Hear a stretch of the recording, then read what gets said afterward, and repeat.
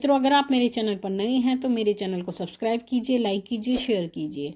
साथ ही notification bell को भी प्रेस कीजिए, जिससे मेरी आने वाली वीडियोस का नोटिफिकेशन आपको तुरंत मिल जाए।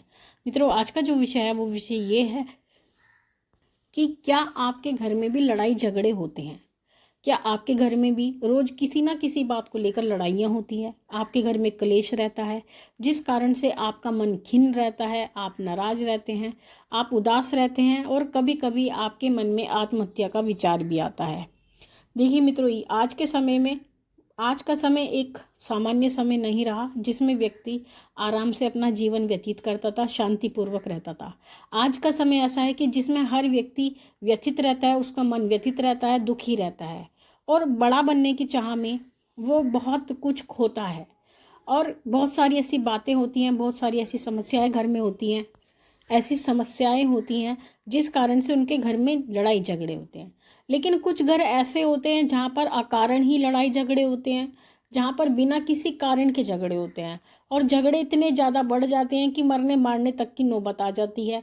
हर व्यक्ति एक दूसरे से नाराज रहता है, यानी अगर घर में 4 लोग हैं तो 4 लोग ही एक दूसरे के दुश्मन रहते हैं।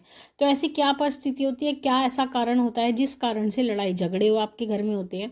देखिए मित्रों, इसके बहुत सारे कारण होते हैं। सबसे पहला कारण तो यही होता है कि अगर आपके घर में कोई नकारात्मक ऊर्जा का प्रभाव होता है, अगर आपके घर में किसी भी प्रकार की नकारात्मक ऊर्जा होती है तो वो ऊर्जा आपके घर में लड़ाई झगड़े कराने का कार्य करती है। यानी आपके घर में बिना कारण से झगड़े होंगे, आपके घर में इतना कलेश होगा कि एक व्यक्ति दूसरे व्यक्ति का चेहरा नहीं देखना चाहेगा और झगड़े इतने बढ़ जाते हैं कि कोई व्यक्ति आत्महत्या तक करने के लिए चल पड़ता है। क्योंकि जो ये नकारात्मक ऊर्जाएं होती हैं वो यही चाहती हैं कि आपके घर में सुख शांति ना रहे, आपके घर में एक एक करके व्यक्ति आत्महत्या करता रहे और जो व्यक्ति आत्महत्या करता है उसकी आत्मा को ये पकड़ लेती हैं। यानी ये अपने ग्रुप को बड़ा करती रहती हैं। तो इस कारण से ये घर में इस प्रकार की स्थिति पैदा करती है जिससे व्यक्ति की जान पर बनाती है। एक तो ये सबसे बड़ा कारण होता है। और नकारात्मक ऊर्जा जो घर में रह रही होती है वो आपके घर में ना तो कोई बरकत होने देती है और आपके घर में ऐसी परिस्थिति पैदा करती है जिससे आपके घर में लड़ाई झगड़े होते हैं। यानी झगड़े अकारण होते हैं लेकिन लड़ाई झगड़े लगातार बने रहते हैं, तनाव की स्थिति लगातार बनी रहती है। एक कारण तो ये होता है। दूसरा कारण ये होता है आपके घर में लड़ाई झगड़ों का कि आपके घर में पितृदोष होता है।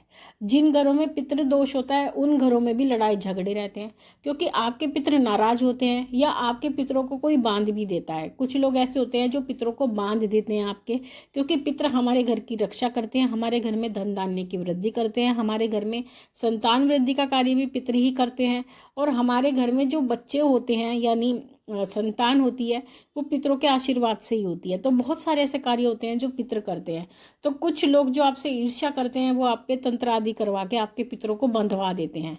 या फिर आपके घर में पितृदोष होता है, आपके बच्चों की कुंडली में पितृदोष होता है जिसका आपको बिल्कुल भी ज्ञान नहीं होता, या फिर आपके पितृ नाराज होते हैं, या अगर आप अपने पितरों को भूल जाते हैं, पितरों के लिए कोई भी कार्य नहीं करते, ना ही कोई खाना पीना देते हैं, ना ही श्राद्ध कर्म अच्छी प्रकार से करते हैं, तब भी आपके पितृ रुष्ट हो जाते हैं। तो तब वो ऐसी स्थिति में वो आपके घर में लड़ाई झगड़े करवाने शुरू कर देते हैं। वो इतने रौद्र हो जाते हैं कि आपके घर में ये स्थिति आ जाती है कि आप एक दूसरे का सर फोड़ने तक को तैयार हो जाते हैं। तो इतनी लड़ाई वो आपके घर में करा देते हैं। और यही कारण होता है, वो ये चाहते हैं कि आप उनको पूजें, आप उनको माने, आप उनकी मानता करें। लेकिन अगर नहीं मानते हैं तो आपके घर में लगातार लड़ाई झगड़े बने रहते हैं। वो चाहे 10 साल तक रहे, चाहे 20 साल तक रहे, यहाँ तक कि अगर किसी की जान भी चली जाए वहाँ तक की स्थिति भी पितृ पहुँचा देते हैं। तो ऐसी परिस्थिति में ये एक दूसरा कारण होता है। तीसरा कारण होता है आपके जो कुल देवी कुल देवता हैं, आप उनका मान सम्मान नहीं करते या आप उनको भूल जाते हैं। जब आप अपने कुल देवी कुल देवता को भूल जाते हैं तो वो भी यही कार्य करते हैं, आपके घर में लड़ाई झगड़े कराने का कार्य करते हैं। आपके घर में इतना कलेश होता है कि आप सुबह शाम लड़ते ही रहते हैं, सारे दिन आप लड़ते रहते हैं। तो कुल देवी कुल देवता के रुष्ट होने पर भी ये परिस्थिति पैदा होती है। और एक कारण जो होता है वो ये होता है कि आपके घर में तंत्र के माध्यम से आपके घर में ऐसी चीज भेजी जाती है, ऐसा जादू आपके घर में किया जाता है, काला जादू किया जाता है, तंत्र किया जाता है।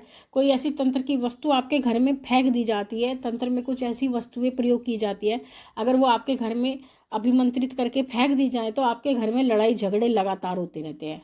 और कुछ चीज़ें ऐसी होती हैं जिनको फोड़ के तोड़ के फेंक दिया जाता है। तंत्र की वस्तुएं होती हैं, तो वो वस्तुएं क्या करती हैं, आपके घर में लड़ाई झगड़े करवाती हैं और एक दूसरे के सर तक फोड़वाती हैं।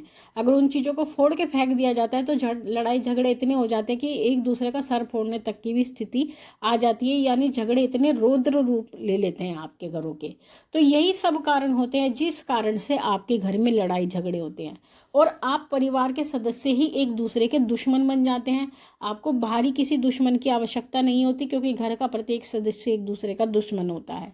तो यही भावना, आप रक्त संबंधी होने के बावजूद भी इतनी बड़ी स्थिति पे आ जाते हैं, इतनी गंदी आपकी भावना हो जाती है कि आप एक दूसरे के दुश्मन बन जाते हैं। लेकिन ये सब बातें ऊपरी होती हैं, आप आंतरिक रूप से ऐसा नहीं होते, आंतरिक रूप से आप दुश्मन नहीं होते हैं। आप ये भी देखते होंगे जब आपके घर में शांति होती है तो आप उतना ही प्रेम अपने परिवार के सदस्य से करते हैं, एक दूसरे से करते हैं। लेकिन जब लड़ाई झगड़े होते हैं उस समय पर आप सभी के सर पे खून सवार हो जाता है। तो ये सभी कार्य इन दोषों के कारण आपके घर में होते हैं। तो इसलिए अगर आप चाहते हैं कि हमारे घर में लड़ाई झगड़े ना हो, हमारे घर में शांति बनी रहे, और एक कारण और भी होता है। एक कारण ये होता है कि अगर आप किसी रौद्र देवी देवता की पूजा करते हैं, किसी प्रचंड देवी देवता की पूजा करते हैं, ये भी एक महत्वपूर्ण कारण होता है आपके घर में लड़ाई झगड़ों का।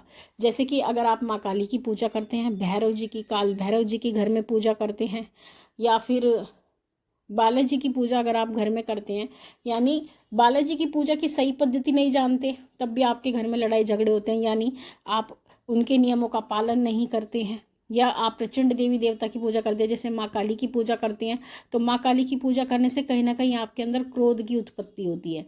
तो उसको शांत करने के लिए आपको भोलेनाथ की पूजा करनी होती है। यानी आपकी जो पूजा पद्धति होती है वो सही नहीं होती, और इस कारण से आप गलत तरीके से पूजा कर रहे होते हैं, गलत पद्धति का प्रयोग कर रहे होते हैं, और आप नहीं जानते हैं कि जो देवता की हम पूजा करते हैं उनके साथ में किन देवी देवताओं को मनाया जाता है।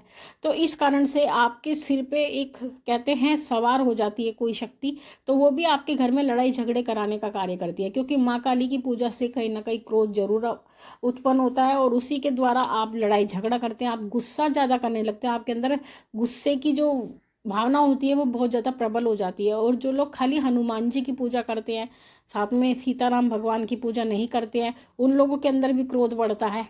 भैरव जी, काल भैरव जी की पूजा करते हैं, काल भैरव जी के साथ में किसी शक्ति की उपासना यानी माँ दुर्गा, माँ काली की नहीं करते हैं, केवल काल भैरव की ही खाली उपासना करते हैं और घर में करते हैं, तो उनके घर में भी लड़ाई झगड़े होते हैं, उस व्यक्ति में भी क्रोध की कहीं ना कहीं उत्पत्ति होती है।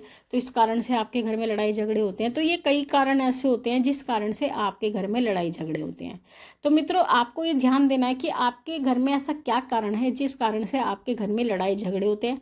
अगर आप उसका समाधान कर लेते हैं तो आपके घर में शांति हो जाती है, सुख शांति हो जाती है, और आपके झगड़े जो होते हैं वो बिल्कुल बंद हो जाते हैं। तो आप इस पर ध्यान दीजिएगा, जिससे कि आपके घर के भी जो कलेश हैं वो दूर हो सके। तो ये थी जानकारी आप सभी के लिए। माँ भगवती से यही प्रार्थना करते हैं कि वो आपके भंडारे भरती रहे, आपकी सभी मनोकामनाओं को पूर्ण करती रहे। आपसे फिर मिलते हैं अपनी अगली वीडियो में, तब तक के लिए जय महाकाली, जय महाकाल।